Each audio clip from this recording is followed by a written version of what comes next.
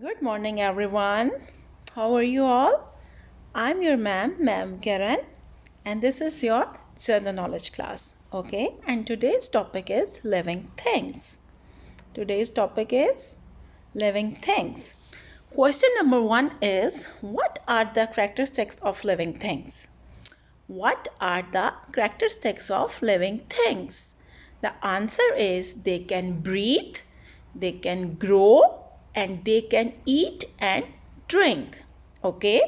मैं आपको समझाती हूँ जो living things हैं वो सांस ले सकते हैं, they can breathe, they can grow, वो बड़े हो सकते हैं, बढ़ सकते हैं, they can eat and drink, वो खा और पी सकते हैं. Okay class? They can breathe, they can grow, and they can eat and drink. Okay? Class, you have to learn this question at your home. Okay? Thank you so much. Allah Hafiz.